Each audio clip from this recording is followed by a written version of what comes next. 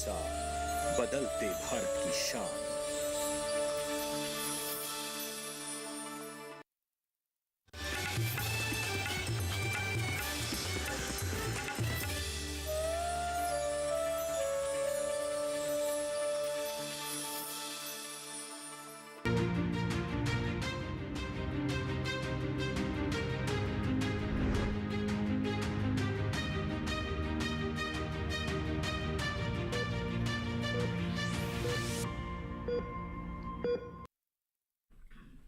नमस्कार, दूरदर्शन किसान देख रहे हैं आप। मैं हूं आपके साथ पुलकित शुक्ला।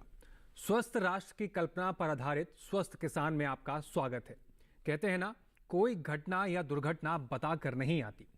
अक्सर हमारे शरीर में कुछ बीमारियां चुपके से हमला कर देती हैं, जिसका हमें पता भी नहीं होता। अस्थमा यानी दमा भी कुछ ऐसी ही बीमारी है। हमसे जब कोई खांसी या सांस लेने में दिक्कत को लेकर जब डॉक्टर के पास जाते हैं और फिर तमाम तरीके की जांच के बाद पता चलता है कि सांसों की एलर्जी हो गई है, ऐसे में एकदम से हम सोचने लगते हैं कि क्या करें। इसके बाद तो एक तरह से एकदम से जिंदगी बदल ही जाती है, जब तमाम तरीके के परहेजों की लंबी लिस्ट थमा दी जाती है। जी हां, आज के अंक में हम जानेंगे श्वास की एलर्जी क्या है, साथ ही ये भी समझेंगे कि दमा यानी अस्थमा होता क्यों है और इस बीमारी से कैसे बचा जा सकता है। हालांकि इसके इलाज के भी दावे किए जाते हैं, लेकिन कुछ लोगों को लगता है कि दमा तो दम के साथ ही जाएगा। लेकिन सच क्या है, जिसे आज के अंक में हम देश के माने जाने विशेषज्ञों से समझने की कोशिश करेंगे। तो आज के स्वस्थ किसान कार्यक्रम में कौन से विषय पर हम चर्चा करेंगे, एक बार इस पर नजर डाल लेते हैं। तो विषय है आज का अस्थमा और सांस की समस्या का कारण, लक्षण और जागरूकता। तो अस्थमा और सांस रुकने का कारण क्या है, इसके लक्षण क्या हो सकते हैं और उसके लिए जागरूकता क्या क्या होनी चाहिए, इन सभी चीजों पर आज हम चर्चा करेंगे। और यदि आपको भी श्वास से कोई जुड़ी समस्या है और कुछ जानना है या कुछ पूछना चाहते हैं, तो हमें आप फोन कर सकते हैं। आप हमें फोन करने के लिए हमारा टोल फ्री नंबर नोट कर सकते हैं। हमारा नंबर है 1800-113060 और दूसरा नंबर हमारा है 1800-113061। इस पर फोन पर आपका कोई पैसा नहीं लगना है। आपकी समस्याओं के समाधान के लिए हमारे स्टूडियो में अगले 1 घंटे तक देश के प्रतिष्ठित स्वास्थ्य संस्थान के एक्सपर्ट मौजूद रहेंगे। मैं आपका तारुफ उनसे करा देता हूं। आप हैं डॉक्टर विजय हड्डा जी। आप एम्स दिल्ली में श्वास एवं छाती रोग यानी पल्मोनरी मेडिसिन, क्रिटिकल केयर और स्लीप डिसऑर्डर विभाग में एडिशनल प्रोफेसर हैं। आपसे हम समझेंगे कि ठंड में क्यों बढ़ जाता है अस्थमा अटैक का खतरा, किन बातों का रखें ख्याल। स्वागत और आपका मैं स्वागत करता हूं हमारे इस खास कार्यक्रम। अब हमारी दूसरी मेहमान से मैं आपका तारुफ करा देता हूं, जो कि अखिल भारतीय आयुर्वेद संस्थान दिल्ली से हैं, डॉक्टर शालिनी रॉय जी। आप आयुर्वेद निदान विभाग में सहायक प्रोफेसर हैं। आपसे हम समझेंगे कि क्या सचमुच दमा आखिरी दम तक रहता है या फिर आयुर्वेद में भी अस्थमा का सटीक इलाज मौजूद है। आपका भी बहुत स्वागत है। इस बातचीत की हम शुरुआत करेंगे, लेकिन सबसे पहले आज के विषय से जुड़े हुए एक विशेष रिपोर्ट पर हम नजर डाल लेते हैं।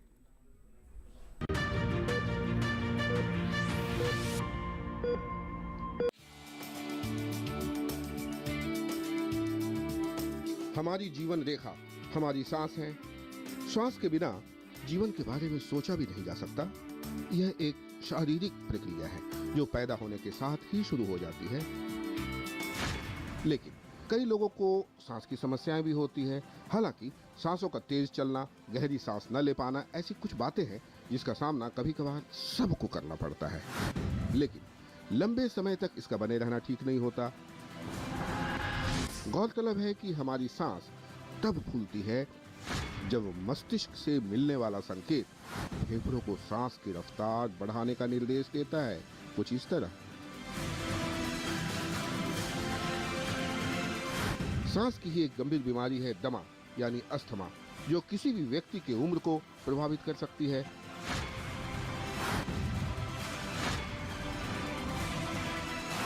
गौरतलब है कि सामान्य श्वसन क्रिया में हवा नाक से प्रवेश करके श्वास नली से होते हुए फेफड़े और ब्रोंकाइल ट्यूब तक पहुंचती है। फिर ऑक्सीजन रक्त में शामिल होकर हृदय से होते हुए सारे शरीर में संचालित हो जाती है। लेकिन अस्थमा या दमा है क्या, इसे समझने के लिए फेफड़ों की बनावट को समझते हैं कुछ इस प्रकार। यदि हम पेड़ को उल्टा खड़ा करने की कल्पना करें, यानी जड़ें ऊपर की ओर,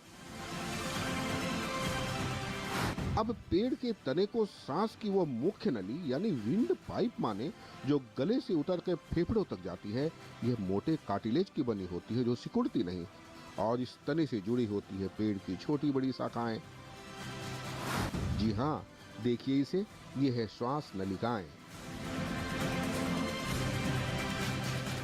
जिसकी दीवारें पतले कार्टिलेज की है, इसलिए सिकुड़ती भी है। जाहिर है, फेफड़ों तक साफ हवा पहुंचाने वाली नलिकाएं जब पतली हो जाएगी तो दम भी फूलेगा और इंसान को सांस लेने में तकलीफ भी होगी। यही है दमा यानी अस्थमा। यदि कारणों की बात करें तो जहां बहुत से लोगों को बदलते मौसम से एलर्जी हो जाती है, तो कईयों को किसी खास प्रकार की गंध बर्दाश्त नहीं होती, लेकिन बड़ा कारण है प्रदूषण और धूल मिट्टी। गौरतलब है कि आज भी अधिकतर लोग केरोसिन या लकड़ी से निकलने वाले धुएं में सांस लेते हैं, जो अस्थमा का प्रमुख कारण बनता है। कई बार आनुवांशिकता और सिगरेट का धुआं भी दमे का कारण बन सकता है। गौरतलब है कि अस्थमा अक्सर खांसी और जुकाम से शुरू होता है, लेकिन आमतौर पर इसे लोग गंभीरता से नहीं लेते। कुछ लोग तो इसे सामान्य श्वसन रोग समझने की भूल कर बैठते हैं। बता दें कि अस्थमा भले ही सांसों की बीमारी हो, लेकिन यह पूरे शरीर को प्रभावित करती है। इससे पहले कि दमा का दम न कर दे आपको बेदम, जरूरत है जागरूकता की, सांसों के उस इशारे को समझने की जो आपके और हमारे जीवन का आधार है। राजेश मिश्र, दूरदर्शन किसान।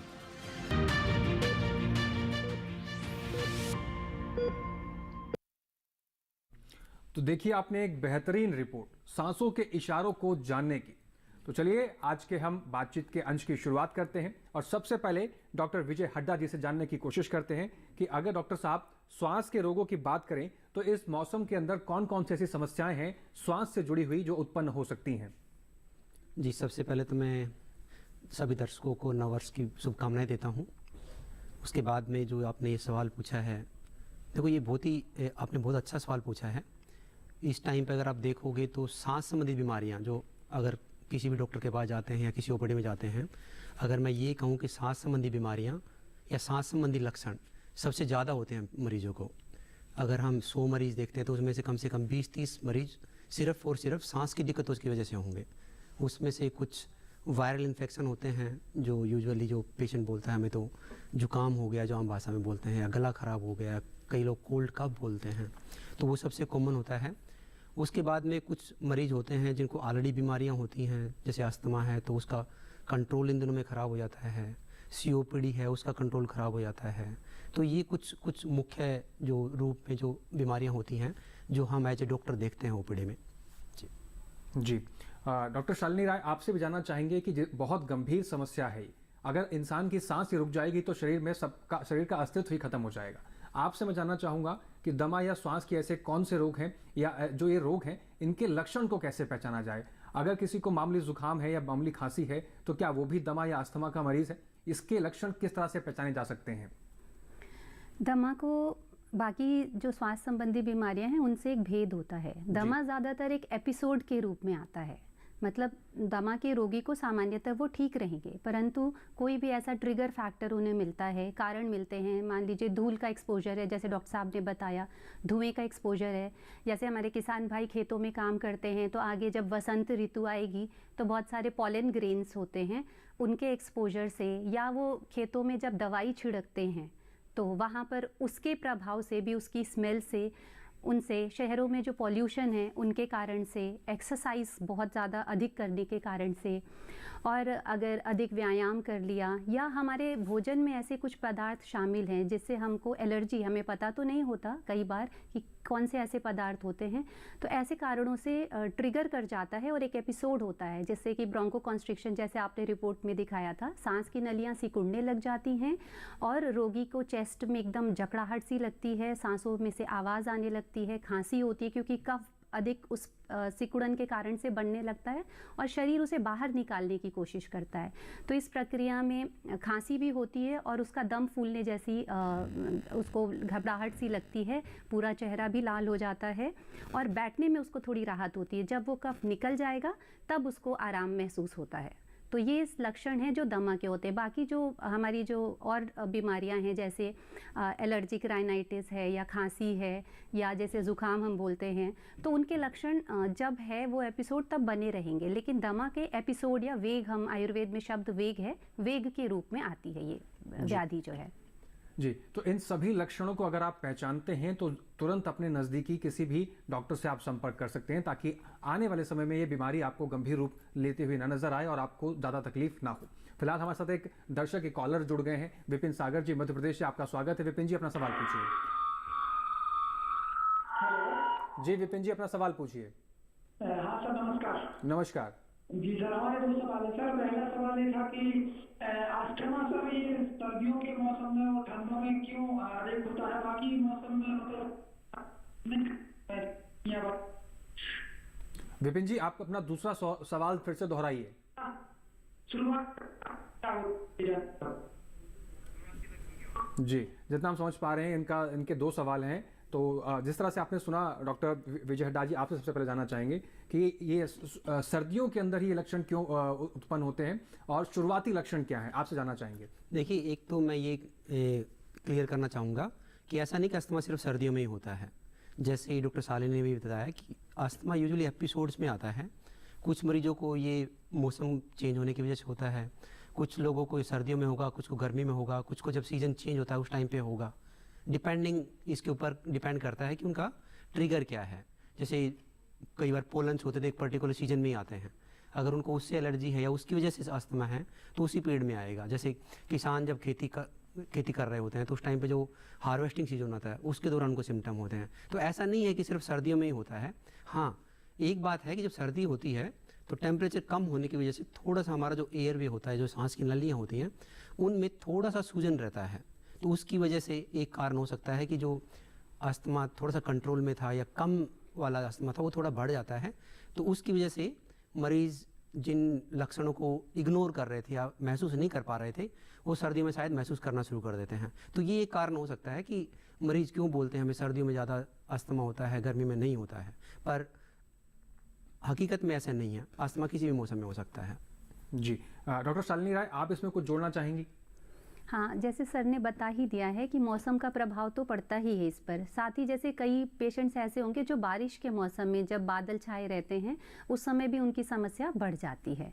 तो मौसम का चेंज होना ये ट्रिगर की तरह काम कर सकता है अस्थमा के लिए।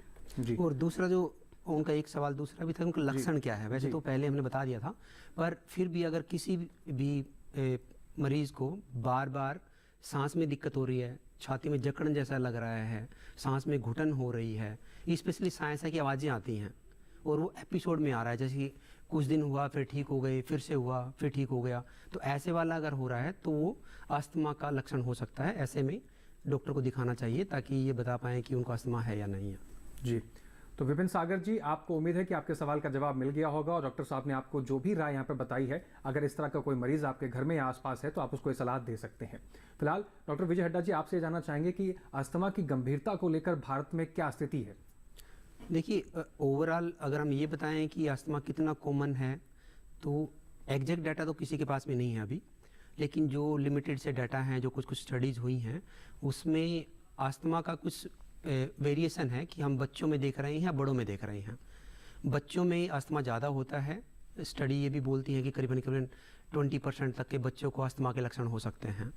जैसे वीजिंग जो होती है, एक जो सीटियाँ जैसी बजती है ना, वो बच्चों में बहुत कॉमन होता है। तो कई बार उसको भी लोग लेबल कर देते हैं अस्थमा, पर करीबन 5 से 20% का रेंज मानते हैं। तो आप रफली मान लो कि करीबन 10 से 15% बच्चों को अस्थमा हो सकता है। ये यंग बच्चों की बात कर रहा हूँ मैं, करीबन 12-13 साल से कम वालों की।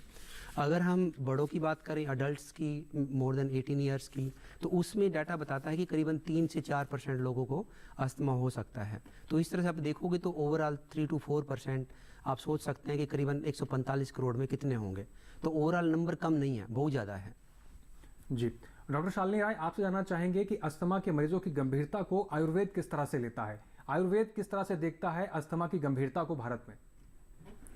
आयुर्वेद के दृष्टिकोण से अगर हम देखें तो अस्थमा जब एक पर्टिकुलर वेग के रूप में उपस्थित है तब वो एक्चुअली एक गंभीर सिचुएशन है उस पेशेंट के लिए, क्योंकि उसको तुरंत से उस स्पाज्म को, उस जो सिकुड़न है उसके श्वास नलियों में, उसको रिलीव करना चाहिए ही।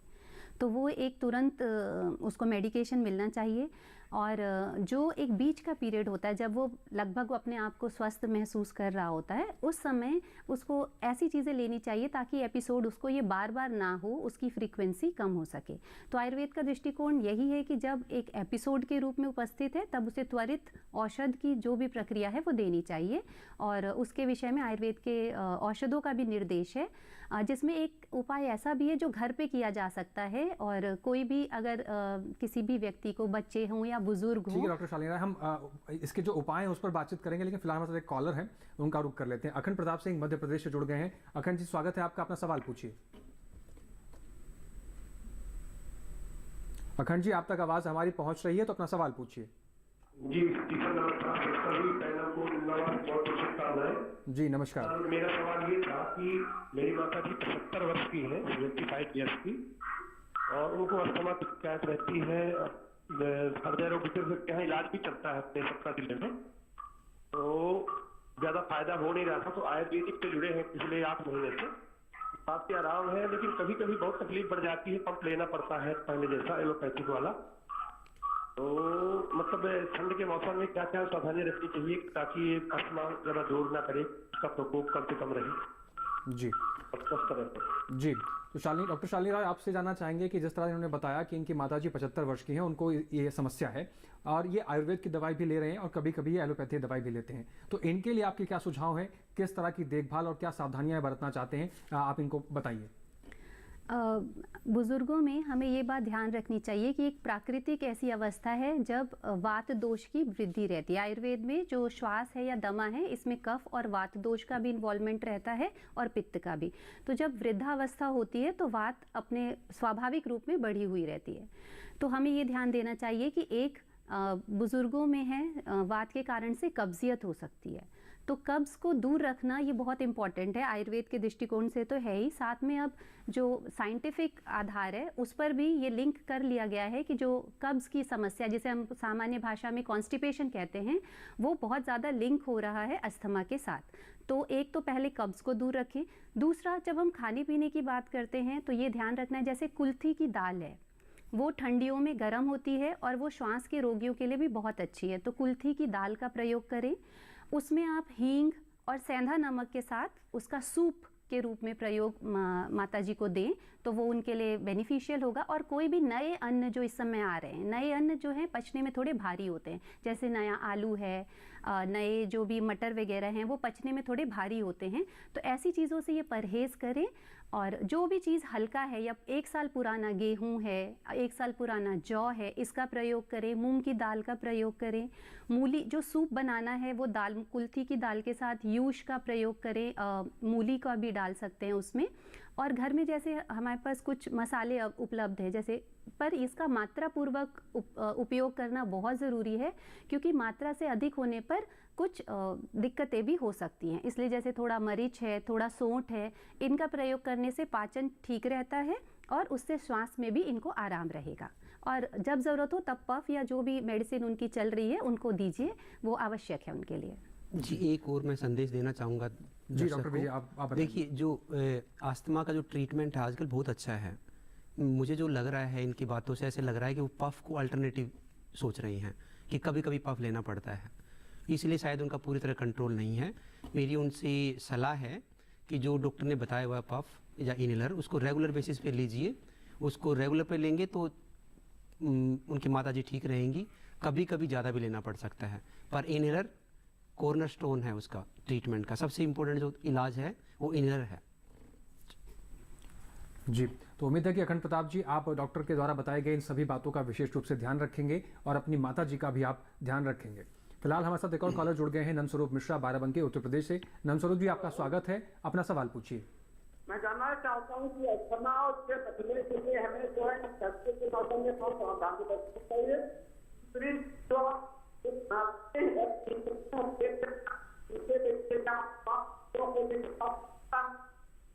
नंदस्वरूप जी, आपका पहला सवाल तो हमें समझ में आ गया है, लेकिन आप जब भी जहां से भी फोन कर रहे हैं और बाकी सभी दर्शक भी इस चीज का विशेष रूप से ध्यान रखें कि अपने फोन का नेटवर्क सही तरीके से देख लें ताकि बातचीत करते हुए सही तरीके से संवाद स्थापित हो सके। आपका दूसरा सवाल हमें समझ नहीं आया है। दूसरा तो मेरा ये था कि लोग वहाँ करते हैं या जीतते हैं, तो इस तरह से जो काम होते हैं उसको कुछ काम करता। जी, जितना हम समझ पा रहे हैं डॉक्टर साहब, इनका सवाल यही है कि एक तो सावधानियां क्या बरतनी है और दूसरा ये पूछना चाह रहे हैं कि खांसी और छींकने से भी क्या अस्थमा होता है। डॉक्टर शालिनी राय, आपसे जानना चाहेंगे। सावधानियों में हम लोग पहले भी बात कर चुके हैं इस बारे में कि जैसे ठंडी हवा जो होती है वो कोल्ड एयर जो है एक संकोचन की प्रक्रिया को शुरू कर देती है। तो ठंडियों में स्पेशली जो ठंडी हवा है उससे बचें। कोविड का वैसे तो सबने बहुत नुकसान उठाया, पर मास्क के रूप में एक वरदान है कि जब अगर ठंडी हवा में हमको निकलना ही पड़ता है तो हम मास्क का प्रयोग कर सकते हैं। तो उससे डायरेक्टली जो ठंडी हवा है वो भी नहीं जाएगी और जो पॉल्यूशन है वो भी कम होता है। इसके अलावा आयुर्वेद में एक बहुत छोटी सी प्रक्रिया है जिसे हम नस्य कहते हैं। उस प्रक्रिया में एक तेल आता है, इवन अगर घर पे कुछ भी ना हो तो हम सरसों का तेल ले सकते हैं और उसकी 2 बूंद सर को थोड़ा नीचे करते हुए दोनों नाक में डालें घर से बाहर निकलने से पहले, या सुबह शाम हम डाल सकते हैं। तो इससे एक बायोफिल्म या एक फिजिकल बैरियर बन जाता है हमारे नाक की सतह पर, जो पॉल्यूटेंट्स को, डस्ट को और जो भी कुछ हमारा जानवरों के रोए हैं और इन सब को रोकने का काम करता है। तो जो ट्रिगर हैं थोड़े कम हो जाते हैं इससे। साथ में गर्म चीज़ों का सेवन करना ये अच्छा रहता है, पर इसमें भी प्रकृति का थोड़ा ध्यान देना चाहिए कि अत्यधिक गर्म चीज़ों का सेवन करने से पित्त प्रकृति वालों को थोड़ी दिक्कतें हो सकती हैं। तो ज़्यादातर खान पान में गर्म लें और बहुत अधिक ऐसी चीज़ों का सेवन ना करें जिससे शरीर में कफ बनता हो, जैसे दूध है। रात को दही का तो बिल्कुल ही सेवन नहीं करना चाहिए, दूध का सेवन ना करें या नए अनाज वगैरह का सेवन ना करें। ये हमारी ओर से सलाह है। और अधिक व्यायाम, वर्जिश, अधिक एक्सर्शन से भी ये ट्रिगर हो सकता है, तो उससे भी बचें, पर एक्टिव लाइफस्टाइल रखें और दिन में भी सोने का प्रयास ना करें। रात को समय पर सोएं और भोर में समय से उठें। जी, तो नंदस्वरूप मिश्रा जी, डॉक्टर द्वारा बताए गए इन सभी सुझावों को आप अमल करेंगे और इस तरह से अपनी सेहत का आप ख्याल रख सकते हैं। डॉक्टर शालिनी राय, जिस तरह से अभी हमने देखा और डॉक्टर हड्डा ने बताया कि इसमें अंतिम जो विकल्प बचता है वो इनहेलर का बचता है, ऐसे में आयुर्वेद के पास इसका स्थायी इलाज क्या है? आयुर्वेद में अगर हम श्वास रोग की चिकित्सा की बात करें तो हम सारे रोगियों को एक ही तरीके से चिकित्सा नहीं दे सकते हैं। हमारे श्वास की चिकित्सा में ये देखना होता है कि रोगी बलवान है। तुरंत वेग की अवस्था की बात मैं नहीं कर रही हूँ। जब बीच वाला पीरियड होता है, एक ऐसा व्यक्ति है जिसमें श्वास की समस्या है, ऐसा हमें पता है, दमा की समस्या है, तो हम अगर वो व्यक्ति बलवान है, स्ट्रेंथ है, उसकी बॉडी में बल है, तो हम उसको प्यूरिफिकेशन के लिए ले जाते हैं, शोधन की चिकित्सा करते हैं। तो जो शोधन की प्रक्रिया है उसमें वमन, विरेचन, ये आयुर्वेद के ऐसे थेराप्यूटिक मेजर्स है जिसका उपयोग करके उसके शरीर में जो इन्फ्लेमेशन है, जो शोध करने वाले सब्सटेंसेस है, उनको शरीर से बाहर निकलने में हमको सहायता मिलती है। और जो दुर्बल रोगी हैं, जैसे बच्चे हैं, बूढ़े हैं, गर्भिणी महिलाएं हैं, उनके लिए शोधन ठीक नहीं है, तो उनके लिए हम औषधियों के द्वारा शमन चिकित्सा का प्रयोग करके देते हैं। काफ़ी हद तक इसमें लाभ मिलता है, बहुत लोगों को अच्छा रिस्पॉन्स मिलता है, परंतु यदि फिर भी ना मिल रहा हो, क्योंकि 100% सक्सेस तो कहीं पे भी नहीं होती है, तो वैकल्पिक रूप में वो और भी चिकित्साओं का सहारा लेते हैं और इंटीग्रेटेड थेरेपी भी इसका एक प्रमुख विकल्प हो सकता है। एक मैसेज मैं दर्शकों को देना चाहूँगा। जैसे आपने बोला कि इनहेलर ही लास्ट ट्रीटमेंट है, आई थिंक अगर हम ऐसे बोलेंगे तो मैसेज थोड़ा गलत जाता है। देखिए, दर्शकों को समझने की ज़रूरत है, अस्थमा एक फेफड़े की बीमारी है। तो हमें, अगर आप देखोगे ऐसे ही, अगर फेफड़े में सीधा दवाई हम भेज दें तो उससे अच्छा और क्या हो सकता है। अगर हम कुछ गोली खाएंगे या इंजेक्शन देंगे तो पहले वो खून में जाते हैं, फिर फेफड़ों पे असर करेंगे। जी, तो इसलिए इनहेलर सबसे अच्छे वाला है। जी, डॉक्टर हड्डा, हम इस बात को और विस्तार रूप से जानेंगे, लेकिन हमें यहाँ पर एक छोटे से ब्रेक ले रुकना होगा, उसके बाद आप अपनी बात पूरी कीजिएगा। तो दर्शकों, हमारे साथ आप बने रहिए और अपने सवाल जो भी हैं हम तक आप पहुँचा सकते हैं। हमने आपको शुरुआत में ही टेलीफोन नंबर बताया था, लेकिन अभी यहाँ पर हमें रुकना होगा छोटे से ब्रेक के लिए। ब्रेक के उस पार इस चर्चा को जारी रखेंगे। तब तक देखते रहिए दूरदर्शन के साथ।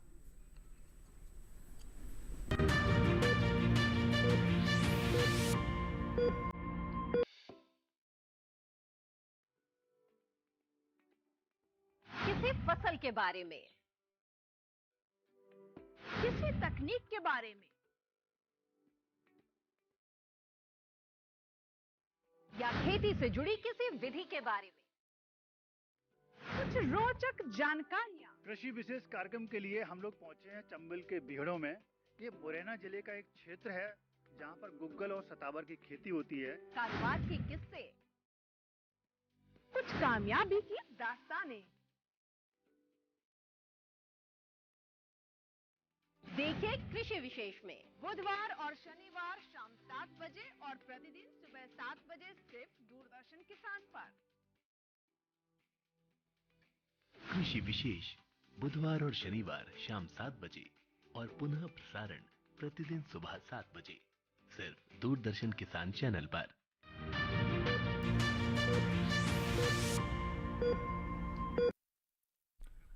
ब्रेक के बाद एक बार फिर से स्वागत है आप सभी का। आप देख रहे हैं कार्यक्रम स्वस्थ किसान।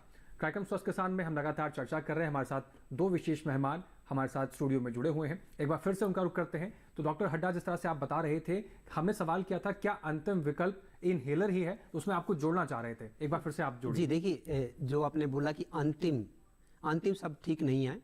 मेरे हिसाब से सबसे अच्छा इलाज जो है वो इनहेलर है। सबसे अच्छा मैं इसलिए बोल रहा हूँ कि अस्थमा के रोगियों को जो बीमारी होती है वो फेफड़े में होती है। तो अगर कोई दवाई हम सीधा फेफड़े में डाल लेंगे और वो इफेक्ट आएगा तो वो ज़्यादा अच्छा है एज कम्पेयर टू कि हम पहले बोल रहे कि आप गोली खाओ या इंजेक्शन लगवाओ या सिरप पियो, जो पहले पेट में जाएगा, वहाँ से खून में जाएगा और फिर जाके फेफड़े पे जाएगा। तो उस प्रक्रिया में जो डोज होगी जो दवाई की वो हमें 1000 टाइम ज़्यादा होती है। जैसे एक डर होता है, सब मरीज मेरे को आके बोलते हैं कि ये आपका जो इनहेलर इसमें तो स्टीरॉयड है, जबकि उसमें माइक्रोग्राम्स में होता है स्टीरॉयड। और जबकि अगर हमें मुंह से कुछ खिलाना पड़ेगा तो कम से कम 10 मिलीग्राम देना पड़ता है। तो आप देखिए माइक्रोग्राम वर्सेस 10, तो 10,000 टाइम्स ज़्यादा देना पड़ता है। तो इसलिए मैं इस बात को बार बार अपने दर्शकों के थ्रू भी और वैसे भी अपने मरीजों को बोलता हूँ कि इनहेलर बेस्ट थेरेपी है। उसको कभी स्टिग्मा की तरह मत लीजिए, ऐसे मत लीजिए कि यही लास्ट थेरेपी है। बहुत सारे ऐसे वेल नोन पर्सनैलिटीज़ हैं जिनको अस्थमा है और वो इनहेलर के उपयोग के बाद में एकदम नॉर्मल लाइफ जी रहे हैं। मेरे बहुत सारे मरीज हैं जो नेशनल लेवल के एथलीट हैं, रेसलर हैं, बॉक्सर्स हैं, वो ट्रीटमेंट ले रहे हैं और बहुत सारे मेडल जीते हैं। तो ऐसे नहीं है कि इनहेलर आपके हाथ में आ गया तो बस ज़िंदगी ख़त्म हो गई, ऐसे नहीं है। आप इनहेलर लेंगे तो आप बिल्कुल नॉर्मल आदमी की तरह रह सकते हैं। जी डॉक्टर हड्डा, इसके साथ साथ हम इस पर भी जिक्र करना होगा और लोगों को जागरूक करने की भी ज़रूरत होगी, क्योंकि लोग घबरा जाते हैं। ऐसे में दवाइयाँ विकल्प तो हैं ही, लेकिन साथ ही साथ आपको जागरूक भी रहना है किस तरह से आप लाइफ को इम्प्रूव करते हैं, किस तरह से आपका रूटीन रहता है, पूरा आपका टाइम टेबल रहता है। इसका भी बहुत इम्पैक्ट यहाँ पर पड़ता है। फिलहाल हमारे पास कुछ ईमेल आए हमारे दर्शकों का, एक बार उनका रुख कर लेते हैं। ईमेल के जरिए कुछ सवाल पूछे गए हैं। राकेश सैनी अहमदाबाद से पूछ रहे हैं, अगर व्यसक होने पर मुझे अस्थमा हो जाता है तो क्या इसका मतलब यह है कि मुझे इसके साथ अन्य एलर्जी जैसे राइनाइटिस और एक्जिमा भी हो जाएंगी? डॉक्टर शालिनी राय आपसे जानना चाहते हैं। वयस्क होने पर जो होने वाला अस्थमा या दमा है, ज़्यादातर वो एलर्जी से लिंक नहीं रहता है। बच्चों में ऐसा तो पाया जाता है कि वो एलर्जी लिंक्ड रहता है, पर वयस्कों में ऐसा नहीं होता है। तो ये संभावना होती है कि उनका आहार विहार कैसा है या उनको किस प्रकार की पहले बीमारियां हो चुकी हैं, कि उनके शरीर में किस प्रकार की स्थिति है, अकॉर्डिंगली ही उनको अगर अस्थमा होता है तो साथ में राइनाइटिस या ये हो रहा है, ये डिपेंड करेगा कि उनकी पूर्व जो व्याधि का इतिवृत्त है वो किस प्रकार का है या आहार विहार किस प्रकार का है। बच्चों में ज़रूर ये साथ में देखने के लिए मिलता है, तो ऐसा ये आवश्यक नहीं है, परंतु हाँ हो भी सकता है। डिपेंड करता है कि उनका आहार विहार और बाकी किस प्रकार से रह रहे हैं वो। और एक चीज़ जो मैं और उनको बताना चाहूँगा, जो ज़्यादातर मरीजों में जो हमने देखा, जो हमारा एक्सपीरियंस है, उसमें छींकी आना, जुकाम होना वो पहले होता है, अस्थमा बाद में आता है जी। यूजुअली उल्टा नहीं होता। तो अगर किसी को शुरू में अस्थमा हो गया और उनको एलर्जिक सिम्टम नहीं है तो चांसेस ज़्यादा है कि उनको बाद में एलर्जिक सिम्टम जैसे अर्टिकेरिया या राइनाइटिस वो नहीं होगा। जी, तो इसके साथ ही हमारे साथ एक और दर्शक जुड़ गए हैं, जितेंद्र कुमार। जितेंद्र जी अपना सवाल पूछिए। जितेंद्र जी, अगर आप तक आवाज़ हमारी पहुंच रही है तो अपना सवाल पूछिए। नमस्कार जी नमस्कार। सर, हमको हार्ट में जो कभी कभी धक से कर देता है तब फिर ठीक रहता है और सांस भी कभी कभी तेज हो जाता है। जी डॉक्टर हड्डा, जिस तरह से इनका सवाल आपने सुना कि ये कह रहे हैं कि इनका हार्ट धक धक करता है और एकदम से इनकी सांसें तेज हो जाती हैं, इसमें इनको क्या करना चाहिए? क्या ये लक्षण है, या अगर ये लक्षण है तो उसके क्या बचाव है या क्या सुझाव आप इनको देना चाहेंगे? देखिए, सिर्फ इन दो चीज़ों से किसी भी बीमारी का पता लगाना ऑलमोस्ट इम्पॉसिबल है। हाँ, लेकिन अगर इनको जैसे सांस फूलता है, उसके साथ खांसी भी आ रही है, एपिसोडिक है, वीजिंग जो विस्लिंग साउंड जैसा हो रहा है वो होता है, तो डेफिनेटली अस्थमा के संकेत हो सकते हैं। लेकिन कई बार ऐसे भी होता है कि अस्थमा से एकदम मिलती जुलती बीमारियाँ दिल की होती हैं, जिसमें वाल का प्रॉब्लम हो सकता है या दिल की बीमारियाँ हो सकती हैं। दोनों में सिर्फ बताने पे या पूछने पे कई बार डिफरेंशिएट करना बहुत मुश्किल होता है। तो मेरी इनसे यही सलाह है कि जल्दी से जल्दी ये डॉक्टर से मिलें, ताकि इनका अच्छी तरह जांच पड़ताल की जाए, जांचें की जाएं और बताया जाए कि इनको अस्थमा है या कोई दिल की बीमारी है। जी, तो जितेंद्र जी, उम्मीद है कि आपके सवाल का जवाब आपको मिल गया होगा और आप नज़दीकी अस्पताल जाकर आप डॉक्टर से संपर्क करेंगे और जांच कराएंगे। फिलहाल एक और हमें मेल मिला है, मोहित सिंघानिया राजस्थान से मेल कर रहे हैं। उनका सवाल है कि मैं अब 29 साल का हूं, मुझे जन्म से ही एलर्जिक राइनाइटिस है। कभी कभी अगर मुझे किसी चीज़ से एलर्जी होती है तो मुझे अस्थमा जैसे लक्षण दिखाई देते हैं। क्या मुझे पूरा अस्थमा हो सकता है डॉक्टर हड्डा जी? जी देखिए, ये बिल्कुल हो सकता है और सिम्टम है तो पक्का है जी। कई बार क्या होता है कि लोगों को अस्थमा होता है पर शायद उनको सिम्टम कई बार वो परसीव नहीं करते, कई बार सिम्टम कम होते हैं। कई बार मैंने ऐसे भी देखा है, जो मेरे पास जो मरीज आते हैं उनका दूर से देख के सब कोई बोलेगा कि सांस फूल रहा है, लेकिन उनसे पूछो कि सांस की कोई दिक्कत है, बोलेंगे नहीं है। तो उस केस में हम लोगों के पास कुछ टेस्ट होते हैं जिसमें हम उनकी सांस की कैपेसिटी को देखते हैं कि वो सांस जब लेते हैं या सांस जोर से फेंकते हैं मशीन में तो किस तरह की उसमें आ रही है। उसके बेसिस पे हम बता पाते हैं कि उनका सांस की नलियों में सिकुड़न है, और अगर हम दवाई दें वो सिकुड़न दूर होती है तो हम डेफिनेटली हम बता सकते हैं कि ये जो आपको हो रहा है ये अस्थमा की वजह से, आप प्लीज़ दवाई लीजिए तो ठीक हो जाएंगे। जी, डॉक्टर शालिनी, आप इसमें कुछ जोड़ना चाहेंगी? जो डॉक्टर विजय हड्डा जी ने कहा है, मैं उनसे सहमत हूँ कि वो उन्हें जो है ये हो भी सकता है और उसके लिए उन्हें चिकित्सकीय परामर्श लेना चाहिए। हाँ, एलर्जी के लिए ज़रूर वो कुछ चीज़ों का ध्यान रख सकते हैं उसके विषय में, कि वो जैसे मास्क है, अणु तेल है, इनका प्रयोग करें, और गुड़ और अदरक, इनको अदरक का 1 इंच लगभग टुकड़ा और गुड़, इसको सेवन करें तो इससे दोनों लक्षणों में थोड़ी बहुत राहत मिलेगी, पर चिकित्सकीय परामर्श का ये विकल्प नहीं है। जी, तो अब रुक करते हैं एक और दर्शक का, उनका भी मेल हमें मिला है, जिनका नाम है सीमा सिंह। उन्होंने पटना से मेल कर रही हैं। मुझे बचपन से ही अस्थमा है, क्या मेरा अस्थमा मेरे बच्चे को भी हो सकता है? जब मैं बच्चे को जन्म दूंगी तो क्या मेरा अस्थमा से कोई समस्या उत्पन्न होगी? तो ये सवाल इनका है। डॉक्टर शालिनी, आपसे जानना चाहते हैं।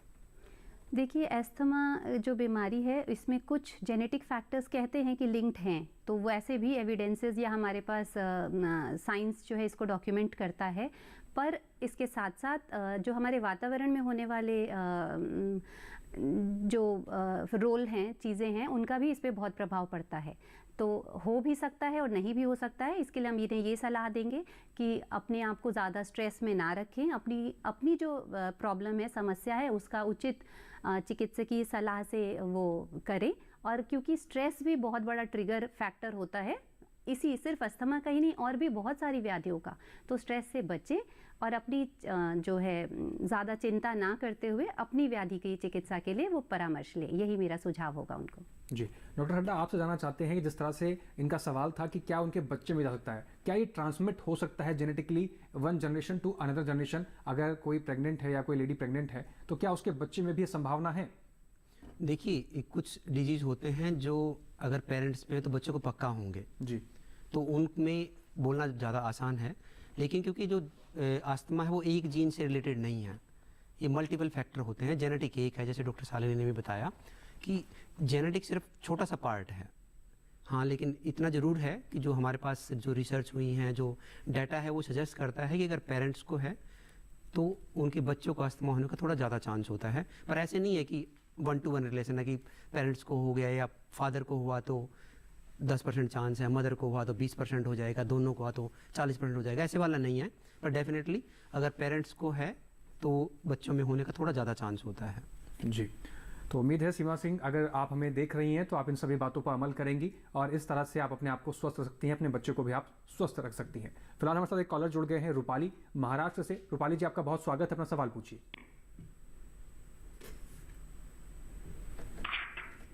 रूपाली, आप तक आवाज पहुंच रही है तो अपना सवाल पूछिए।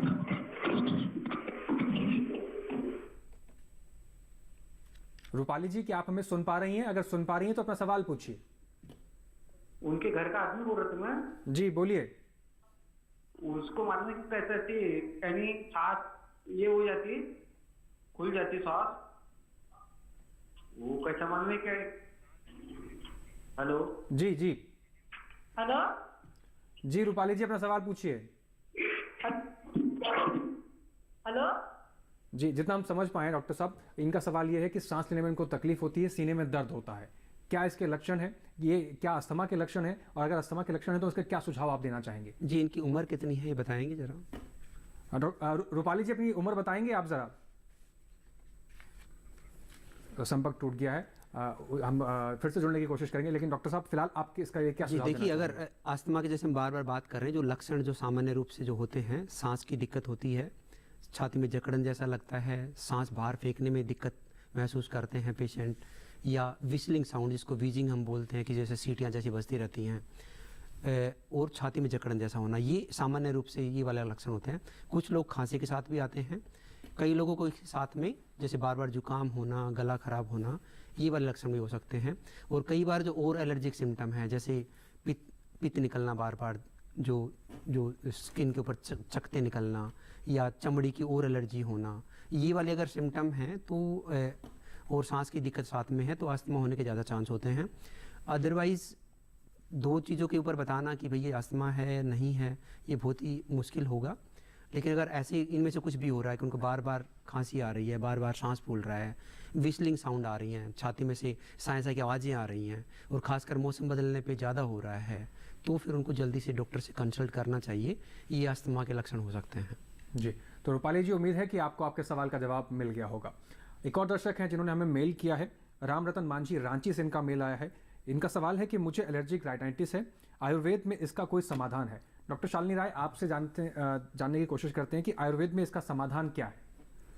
एलर्जिक राइनाइटिस को आयुर्वेद में प्रतिश्याय के रूप में बताया गया है, और इसका समाधान निश्चय ही संभव है।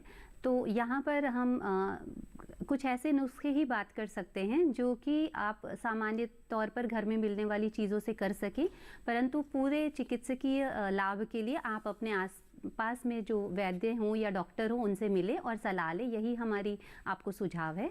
हाँ, राइनाइटिस के लिए आप जैसे मैंने बताया कि आप अड़ू तेल तो नस से डाल ही सकते हैं, 2-2 बूंद, जैसे हमने पहले इसी एपिसोड में बताया था। उसके अलावा राइनाइटिस के लिए स्पेसिफिकली षड बिंदु तेल एक आता है, उसको भी नाक में सर को थोड़ा नीचे रखते हुए 2 से 3 ड्रॉप डालना है दोनों नाक में सुबह शाम, और जब ये तेल मुंह में आए तो इसको स्पिट कर देना है।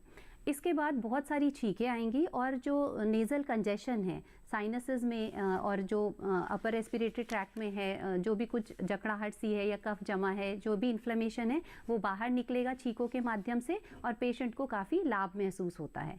इसके अलावा कुछ और चीज़ें भी कर सकते हैं, जैसे मैंने पहले भी बताया था, गुड़ अदरक का प्रयोग है वो कर सकते हैं। गुड़ अदरक के साथ आप तुलसी का रस ये भी ले सकते हैं। मरीच को लेंगे, गुड़ और अदरक, उसके साथ 2-4 दाने मरीच को प्रयोग में लाएं तो ये आपके लिए यूज़फुल रहेंगे साइनाइटिस के लिए। इसके अलावा जो कूष्मांड है या पेठा है, ये सब्जियों के रूप में मिलता है, इसका प्रयोग करना भी एलर्जी के लिए बहुत अच्छा उपयोग में आता है, तो इसकी सब्जी का भी अधिक से अधिक सेवन करें, ये भी आपके लिए अच्छा रहेगा। जी, तो राम रतन जी, अगर आप हमें देख रहे हैं तो इन सभी बातों का आप विशेष रूप से ध्यान रखेंगे, तभी आप स्वस्थ रह सकते हैं। और आपके आसपास भी अगर कोई इस तरह से पीड़ित है तो आप उनको भी डॉक्टर से सलाह लेने की आप सलाह दे सकते हैं। डॉक्टर शालिनी, आपसे ये भी जानना चाहेंगे कि जिस तरह से हम घरेलू उपाय की बात कर रहे थे, तो लहसुन, अंजीर, अजवाइन और मेथी वगैरह भी कहा जाता है कि दमा के लिए फ़ायदेमंद होता है।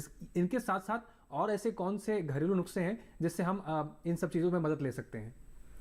बिल्कुल, जो लहसुन है वो इस तरीके से कार्य करता है कि वो गरम होता है और थोड़ा तीक्ष्ण स्वभाव का होता है, तो पित्त प्रकृति वालों को इसको थोड़ा संभल के लेना चाहिए। ये ज़रूर मैं यहाँ पर आपके माध्यम से दर्शकों को बताना चाहूँगी, क्योंकि उनको थोड़े से दिक्कत कहीं पर कभी हो सकती है अधिक मात्रा में लेने पर। तो लहसुन तो अच्छा है, इसको दूध के साथ बना करके लेते हैं, और तेल के साथ भी लहसुन का प्रयोग किया जाता है, 4 से 5 कली लहसुन का।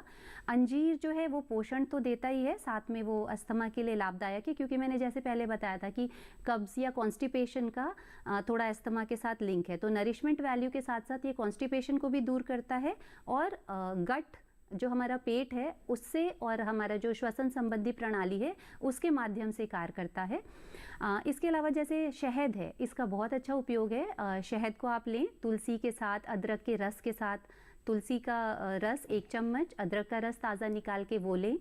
अगर आप वैसे तो दूध को हम अस्थमा में और श्वास की कोई भी बीमारी है, साइनसाइटिस है, राइनाइटिस है, इनमें हम मना करते हैं, लेकिन अगर आपको प्रयोग करना ही है, बच्चों को जैसे देना है, तो आप दूध में थोड़ा सा, इस समय कच्ची हल्दी मिल रही है, कच्ची हल्दी को घिस करके दूध को, जब भी आप कच्ची हल्दी या अदरक डालते हैं तो इसमें ये ध्यान रखें कि अगर आपने आधा कप या 1 कप दूध लिया है तो उसमें उतना ही पानी मिलाएं या और थोड़ा ज़्यादा मिलाएं, और एक बार उबाल आने के बाद आप कच्ची हल्दी और अदरक को डालें, अदरवाइज़ आपका दूध फट जाएगा। तो और मध्यम आंच पे पकाते हुए पानी को पूरा उड़ा दें। तो ऐसे प्रकार के दूध को देने से उनका कफ नहीं बढ़ेगा और वो इसका प्रयोग कर सकते हैं गुड़ और चीनी को मिलाने के बाद में। जी, तो उम्मीद है कि आपको आपके सवाल का जवाब मिल गया होगा और इन सब बातों पर आप विशेष रूप से ध्यान रखेंगे। फिलहाल हमारे साथ एक और कॉलर जुड़ गए हैं, केएस डोमरे महाराष्ट्र से। केएस डोमरे जी, आपका स्वागत है, अपना सवाल पूछिए। थैंक यू जी, अपना सवाल पूछिए। हाँ जी, मेरा जो पोता है ना जी, वो 1 साल का है जी, तो दमा में बहुत तकलीफ होता है, शॉर्ट लेग में बहुत दिक्कत होता है, तो जी, मुझे उसमें क्या प्रयोग करना है, क्या दमा या अस्थमा क्या वो जानना चाहिए जी, तो मालूम चाहिए। जी, जी। डॉक्टर हड्डा, जिस तरह से आपने सुना कि इनका पोता 1 साल का है और उसको सांस लेने में प्रॉब्लम होती है, और क्या सावधानियां इनको बरतनी चाहिए, खान पान में इनको क्या ध्यान रखना चाहिए? हाँ जी, हाँ जी। जी, देखिए छोटे बच्चों में सांस संबंधी बीमारियां बहुत कॉमन होती हैं। ये ज़रूरी नहीं कि अस्थमा ही हो, ये हो सकता है कोई वायरल इन्फेक्शन हो या कोई एलर्जी हो। अभी ये बोलना कि इनको अस्थमा है ये बहुत अर्ली होगा। 6 साल तक के बच्चों में जो अस्थमा के जो लक्षण जो हम बार बार बोलते हैं, वीजिंग एक सिम्टम होता है, लक्षण होता है, जिसके बेसिस पे है बहुत सारे लोग हम रोंगली अस्थमा लेबल कर देते हैं, जबकि ज़्यादातर मरीजों में या ज़्यादातर जो बच्चे हैं उनमें ये वायरल इन्फेक्शन होता है और विद टाइम डिसअपियर हो जाता है। तो इनसे मेरी यही सलाह है कि एक बच्चों के डॉक्टर को एक बार दिखा लें, ताकि वो कंफर्म कर लें कि अस्थमा का कोई सॉलिड एविडेंस तो नहीं है, पक्का एविडेंस तो नहीं है कि अस्थमा है, और अकॉर्डिंगली उसका इलाज कराएं। अदरवाइज़ टाइम के साथ में ज़्यादातर बच्चे ठीक हो जाते हैं जिनको अस्थमा नहीं होता। जी, तो केएस डोमरे जी, इस बातों का आप विशेष रूप से ध्यान रखेंगे और अपने आप पोते को डॉक्टर के पास ज़रूर एक बार लेके जाइए, वहाँ कंफर्म कराइए। अगर उसको अस्थमा है तो उसके अनुसार डॉक्टर वहाँ उसका इलाज करेंगे और उसको आपको सलाह भी देंगे कि कौन कौन सी सावधानी आपको बरतनी है। फिलहाल इस चर्चा में यहाँ पर रुकना होगा हमें एक छोटे से ब्रेक के लिए, और ब्रेक के उस पार फिर से चर्चा करेंगे और जानेंगे कौन कौन से लक्षण हैं, क्या क्या बचाव है और क्या क्या खान पान हमें इस दौरान, इन बीमारियों के दौरान करना चाहिए। रुकते हैं एक छोटे से ब्रेक के लिए, देखते रहिए दूरदर्शन के साथ।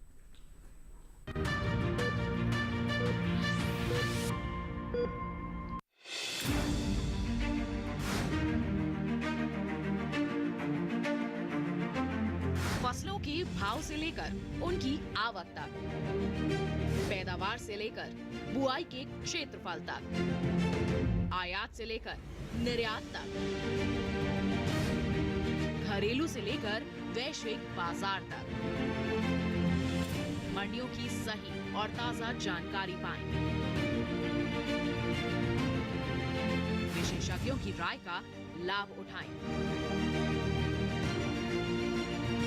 देखिए मंडी खबर सोमवार से शनिवार शाम 5 बजे सिर्फ दूरदर्शन किसान पर।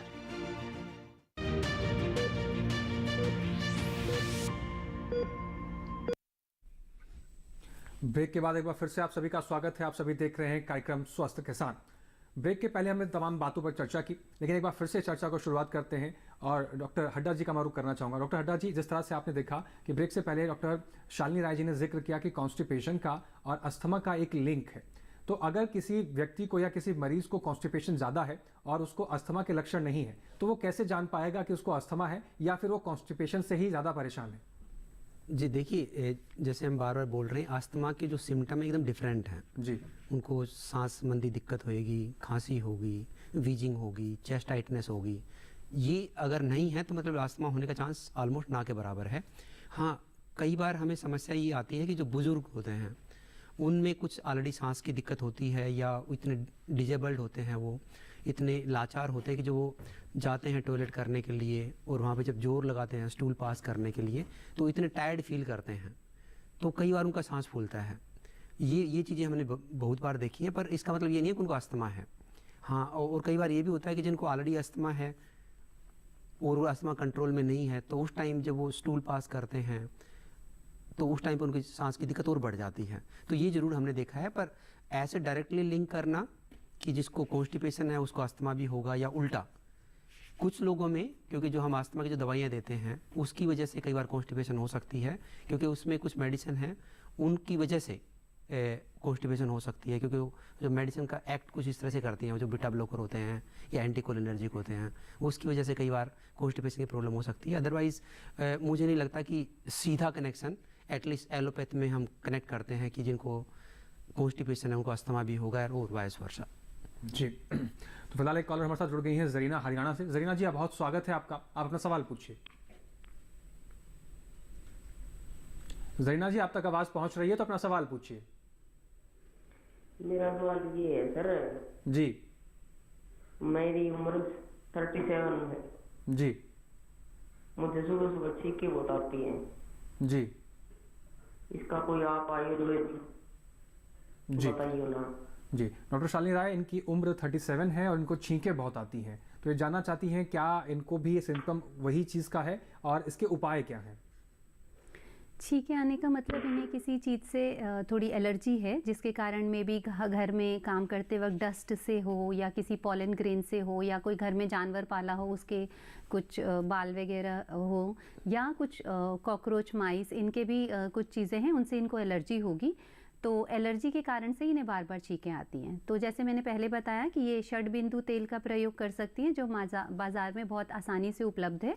ये ध्यान रखना है कि उसकी बूंदों को जब आप नाक में डालें, थोड़ा सर को झुका करके डालेंगे और जब ये मुंह में आए तो इसको बाहर स्पिट कर देंगे, अंदर इसको लेंगे नहीं। तो सुबह शाम इसका प्रयोग करना है और इस दवा के प्रयोग से बहुत सारी वापस से छींकें आएंगी, वो इस दवा का प्रभाव है। तो इसके माध्यम से वहाँ पर क्लिनजिंग मैकेनिज़्म करता है और साथ में आप जो थोड़ी ऐसी चीज़ें हैं जिसका एंटी इन्फ्लेमेटरी मैकेनिज़्म है, आयुर्वेद में तो बताया गया है, अब उसको साइंटिफिकली प्रूवन है कि उसके एंटी इन्फ्लेमेटरी मैकेनिज़्म है, उन चीज़ों का प्रयोग करें, जिसमें आप ले सकते हैं तेज पत्ता, हल्दी भी ले सकते हैं, कच्ची हल्दी का दूध के साथ प्रयोग कर सकते हैं, इवन काली मिर्च, शहद, अदरक, त्रिकटु है, सोंठ, मरीच, पिपली, इसका प्रयोग कर सकते हैं। ये चीज़ आपके लिए लाभकर रहेगी। और भाप लेना ये भी आपके लिए अच्छा रहेगा, सुबह शाम आप नस्य लें और भाप लें। थोड़ा सा और एक काम आप कर सकते हैं कि सरसों का तेल लेके उसमें सेंधा नमक डालें और जो आपका ये वाला एरिया है इस पे गुनगुना गरम तेल की हल्का मालिश करें, यहाँ और यहाँ पर, और उसके बाद हल्का एक कपड़ा गरम करके इन एरियाज़ की सिकाई करें और तुरंत शीत और गर्म ना हो इसका ध्यान रखें। मतलब तुरंत आप जैसे यहाँ पर ब्लोअर चल रहा हो या हीटर चल रहा हो, तुरंत आप जाके बाहर सर्दी में जाएंगे तो उससे आपके लक्षण बढ़ जाएंगे, या बाहर सर्दी और गर्मी इनका तुरंत चेंज ना हो, इसका थोड़ा सा ध्यान रखें, क्योंकि इससे तुरंत टेम्परेचर चेंज होने से भी ये चीज़ अग्रवेट हो जाती है। जी, तो जरीना जी, आप डॉक्टर द्वारा बताए गए सभी नुस्खों को घर पे आप आजमा सकती हैं, इससे आप बेटर भी फील करेंगी और धीरे धीरे आप देखेंगे कि आपके स्वास्थ्य में भी सुधार हो रहा है। फिलहाल हमारे साथ एक और कॉलर जुड़ गए हैं, मोर ध्वज हरियाणा से। सर, आपका बहुत स्वागत है, अपना सवाल पूछिए। नमस्कार जी। नमस्कार। हमारी माता जी को सांस की दिक्कत है 10-15 साल से। जी, 10-15 साल से सांस की दिक्कत है। आपका सवाल हम समझ नहीं पा रहे हैं, फिर से दोहराइए। हमारी माता जी को सांस की दिक्कत है जी जी 10-15 साल से जी। तो वो सिट्रिजिन और बेटनिसल गोली लेती है जी, उससे आराम आ जाता है, फिर कभी आराम नहीं आता जी। उनको इलाज बताओ जी। जी, डॉक्टर हड्डा, आपसे जानना चाहेंगे कि 10 से 15 साल से इनकी माता जी को सांस की प्रॉब्लम है और दवाई लेती हैं तो आराम हो जाता है, इसमें इस समय इनको क्या करना चाहिए, क्या ये भी लक्षण है? देखिए, जहाँ तक मैं समझ पा रहा हूँ तो ऐसे लग रहा है कि इनकी माताजी की उम्र कम से कम 50 साल के आसपास होगी जी। और दूसरा जो ये दवाई दे रहे हैं सिट्रिजिन और बेटनिसोल, ये स्टीरॉयड है और इसके लेने से यूजुअली जो अस्थमा या COPD दोनों में रिलीफ मिलता है। ये बताना थोड़ा सा मुश्किल होगा क्योंकि उम्र इनकी थोड़ी ज़्यादा है कि ये अस्थमा है या COPD है। मेरी इनसे यही सलाह है कि एक बार डॉक्टर को ज़रूर दिखाएं, जांचें कराएं और कंफर्म कर लें कि ये COPD है या अस्थमा है। अस्थमा है तो कंट्रोल थोड़ा बेटर होता है, COPD में थोड़ा सा मुश्किल होता है। और इलाज इसका एक मैं जो स्ट्रॉन्ग मैसेज देना चाहता हूँ, प्लीज़ ये बेटनिसोलोन ना लें, वो स्टीरॉयड है, शरीर में बहुत नुकसान करती है अगर आप गोली खा रहे हैं तो। सबसे अच्छा इलाज इनका इनहेलर होगा। डॉक्टर से जल्दी दिखाइए और इनहेलर शुरू कीजिए। आपकी माता जी अभी जो है उसे बहुत ज़्यादा अच्छा फील करेंगी। जी, डॉक्टर विजय हड्डा ने तो ये सुझाव बताया। डॉक्टर शालिनी राय, आपसे जानना चाहेंगे कि आयुर्वेद में इनके लिए क्या सुझाव आप देना चाहेंगी? मुझे उम्मीद है अगर ये दर्शक हमारे साथ पहले से जुड़े हैं तो हमने पहले ही बहुत सारी बातें इसके साथ बताई हुई हैं, जैसे कि नए अन्न का सेवन नहीं करना। अब ये सांस की इन्हें समस्या है, ये समझ में आ रहा है, पर वो किस प्रकार की है ऐसा समझ में नहीं आ रहा है, जैसे डॉक्टर हड्डा जी ने बताया है। तो जो सामान्य जो पथ्य पालन थे कि जैसे गर्म पानी पिए, अब ठंडियों में है थोड़ा अजवाइन का पानी पी सकते हैं, उससे इनका डाइजेशन भी अच्छा रहेगा और सांस में अजवाइन के ब्रोंकोडायलेटर इफेक्ट हैं वो भी थोड़ा इन्हें मिलेगा। बाकी चिकित्सकीय परामर्श लेना तो आवश्यक है और पाचन का विशेष ध्यान रखें, क्योंकि अगर कोई भी चीज़ डाइजेस्ट नहीं होती तो वहाँ से कफ अधिक रूप में बनता है जो जाकर के श्वास नलिकाओं में जमा भी होता है और उसमें जो सांस की समस्या है उसको उत्पन्न भी करता है। तो कफ को अधिक ना बनने दें, ये इसके लिए हल्के आहार द्रव्यों का सेवन करें और नए अन्न का सेवन ना करें। पुराने जो भी चावल है, गेहूं है, जौ है, मूंग की दाल है, परवल है, ऐसे द्रव्यों का सेवन ये करें तो इनको लाभ होगा। सेंधा नमक का सेवन करें और इवन सहजन जो है फल के साथ साथ सहजन की जो फली है वो तो लोग खाते ही हैं, सहजन की पत्तियों का साग खाना भी इनके लिए लाभकर होगा।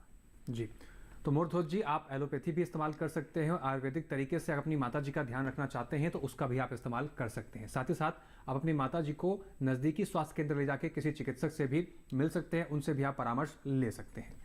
डॉक्टर हड्डा जी, हम आपसे जानना चाहेंगे कि थोड़ी देर पहले जिस तरह से डॉक्टर शालिनी राय जी ने बताया कि आपको एक्टिव अपना पूरा शेड्यूल रखना है, आपको अपनी डाइट को और अपने टाइम टेबल को एक्टिव रखना है, तो इस दौरान में अगर कोई योगा करता है या कोई जिम जाता है तो ऐसे में उसको सांस फूलने की अगर समस्या बनती रहती है तो क्या उसका योगा करना या स्पोर्ट्स में पार्टिसिपेट करना या जिम जाना सही है? देखिए, इसको मैं दो तरह से लूँगा जी। एक तो वो वाले मरीज जिनको पता नहीं है कि उनको कोई दिक्कत है कि नहीं है, दूसरे वाले वो जिनको पता है कि हमें अस्थमा है जी। तो जिनको नहीं पता है तो उनको मेरी एक ही सलाह है कि हमें देखना है कि जब हम एक्सरसाइज कर रहे हैं तो कितनी एक्सरसाइज के बाद सांस फूलता है। देखो, जैसे मान लो कि जैसे मैं हूँ कि मैं दौड़ता ही नहीं कभी और मेरे को कोई 500 मीटर दौड़ने के लिए बोलेगा तो मेरा सांस फूल जाएगा जी। ये जो सांस है थोड़ी रेस्ट के बाद ही नॉर्मल हो जाता है, मे बी 30 सेकंड या मैक्सिमम 1 मिनट में नॉर्मल हो जाता है। लेकिन अगर किसी को उसके बाद भी नॉर्मल नहीं हो रहा तो उससे वो इस चीज़ को बताता है कि आपको कोई सांस संबंधी बीमारी है। उस केस में आपको डॉक्टर को दिखाना चाहिए। एक बार हमें पता लग गया है कि अस्थमा है तो उसके बाद टेंशन की बात नहीं है, आप दवाई लीजिए। अब कुछ भी व्यायाम करना चाहते हैं, कोई दौड़ना चाहते हैं, कोई रिस्ट्रिक्शन नहीं होता इसमें। एक बार आप ठीक से दवाई लेंगे तो अच्छी तरह कर सकते हैं। दूसरा होता है कि जिनको मान लो ऑलरेडी अस्थमा है तो उसमें सबसे अच्छा मेरा एक ही सलाह है कि अगर आप अस्थमा की दवाई लेके मतलब इनहेलर लेके फिर एक्सरसाइज करेंगे तो आपको कोई भी दिक्कत नहीं होने वाली। ज़्यादातर ऐसे भी मरीज होते हैं जो एक्सरसाइज करते हैं आराम से, उसके बाद मेडिसिन ले लेते हैं या अपनी जो इनहेलर बाद में ले लेते हैं तो भी कोई दिक्कत नहीं होती। लेकिन अगर कुछ दिक्कत होती है तो उसका सही उपाय यही है कि आप पहले अपना इनहेलर लीजिए फिर एक्सरसाइज कीजिए, तो आपको किसी तरह की कोई प्रॉब्लम नहीं होगी एक्सरसाइज के दौरान। चाहे आप योगा करें, जिम जाएं, जॉगिंग करें। एक जो दूसरा जो इम्पोर्टेंट जो मुद्दा है अभी यहाँ पे एयर पोल्यूशन वाला जो है जी, उसमें मेरा थोड़ा सा एक वो है सलाह कि यूजुअली जो है अर्ली मॉर्निंग और लेट इवनिंग में पोल्यूशन का लेवल थोड़ा ज़्यादा होता है। तो मेरी सलाह है कि उस टाइम पे अगर आप एक्सरसाइज अवॉइड करें तो बेटर रहेगा, या आप इंडोर एक्सरसाइज कीजिए तो बेटर रहेगा। और बिल्कुल भी नहीं कर सकते तो फिर आप टाइम चेंज कर लीजिए, दोपहर में कर लीजिए थोड़ा सा। तो ये कुछ चीज़ें हैं जो हम कर सकते हैं। फिर भी एक इम्पोर्टेंट चीज़ यही है कि आलसी होना मतलब एक्सरसाइज बिल्कुल नहीं करना ज़्यादा नुकसानदायक है एज़ कम्पेयर टू थोड़ी बहुत एक्सरसाइज। इवन अगर पोल्यूशन में भी करेंगे तो भी चलेगा, पर बिल्कुल आलसी मत बनिए जी। तो इन सभी चीज़ों का भी आप विशेष रूप से आप ध्यान रख सकते हैं। और ये बात तो जग जाहिर है कि जिस तरह से महानगरों में प्रदूषण बढ़ता जा रहा है उसकी वजह से भी समस्याएं बढ़ती जा रही हैं। डॉक्टर शालिनी राय जी, आपसे जानना चाहेंगे कि पॉल्यूशन के दौरान जो लोग मास्क पहनते हैं, ऐसे में अगर किसी को बीमारी है तो क्या उस प्रदूषण में वो मास्क पहन सकता है? उस मास्क पहनने से क्या उसको तकलीफ होगी? देखिए ये सब्जेक्टिव है, मतलब पर्सन टू पर्सन थोड़ा ये वेरी करेगा, है ना, कि व्याधि की उसकी कितनी बल है या कितना स्ट्रांग है। कि अगर वो N95 मास्क पहनता है तो कुछ लोगों को घुटन महसूस होती है, तो ये डिपेंड करेगा उस व्यक्ति को कैसा महसूस होता है। तो कई बार ऑक्सीजन की कमी कुछ व्यक्तियों को मास्क पहनने पर लगती है, उनको घबराहट होती है, तो वो फिर या तो थोड़े पतले जो हमारे सर्जिकल मास्क हैं उनको प्रयोग में ला सकते हैं। तो ये पर्सन टू पर्सन डिसाइड करना पड़ेगा। हाँ, ज़रूरी ऐसा है नहीं कि सबके लिए ऐसा होगा, ऐसी कोई आवश्यक बात नहीं है। जी मैं शालिनी जी कि इसमें थोड़ा सा और ऐड कर देता हूँ। देखिए हम मास्क क्यों पहन रहे हैं वो जानना ज़रूरी है कि अगर आप पोल्यूशन से बचना चाहते हैं तो देखिए जो नॉर्मल जो मास्क है, नॉर्मल सर्जिकल जो मास्क है, उसका कोई मतलब नहीं है लेने का, क्योंकि जो उसका साइज़ जो होता है उतना स्मॉल होता है। जैसे हम बोलते हैं कि जो PM 2.5 या PM 5, तो जो इसका साइज़ इतना छोटा होता है कि आपका जो नॉर्मल मास्क है उसको तो क्रॉस कर जाएगा वो। तो अगर आपको उससे बचना है तो डेफिनेटली आपको एटलीस्ट N95 मास्क पहनना पड़ेगा, और वो भी आपको हमेशा मतलब ज़्यादा से ज़्यादा टाइम के लिए। अगर आपने बाहर 1 घंटे के लिए निकाल दिया और 4 घंटे पहना तो आई थिंक उसका इफ़ेक्ट उतना अच्छा नहीं आएगा, बल्कि मैं तो कहूँगा उसका इफ़ेक्ट ना के बराबर हो जाएगा। जी, तो डॉक्टर साहब हम उम्मीद करते हैं कि दर्शक आपके दी गई सलाह से लाभान्वित हुए होंगे। आपका बहुत बहुत धन्यवाद अपना कीमती समय साझा करने के लिए। और कुछ मेल्स हैं, उस मेल पर भी अगर हम नज़र डाल लेते हैं जो दर्शकों ने हमें किया है। पटना से संजय कुमार ने हमें पूछा है कि उन्हें लंबे अरसे से माइग्रेन की समस्या है, क्या इसे जड़ से ख़त्म किया जा सकता है। और उसके बाद फिरोजपुर से जंगपाल सिंह जी ने लिखा है कि मुझे पूरे शरीर में 5 साल से दर्द रहता है। पहले मैं एक्सीडेंट में घायल हो गया, कई जगह इलाज कराया लेकिन फ़ायदा नहीं हो रहा है। हम बहुत जल्द विशेषज्ञों के सामने आपकी समस्याओं को लेकर हाजिर होंगे, जिसकी सूचना आपको कार्यक्रम से 2 दिन पूर्व टीवी के माध्यम से मिल जाएगी। आप अपने सुझाव हमें मेल कर सकते हैं। आप हमारी मेल आईडी नोट कर सकते हैं। हमारी मेल आईडी है swasthkisanlive@gmail.com। तो आज के लिए बस इतना ही। अगले सप्ताह आपसे फिर मुलाकात होगी, नए विषय पर चर्चा करेंगे। तब तक के लिए स्वस्थ रहें, मंगल रहें और देखते रहिए दूरदर्शन किसान। नमस्कार।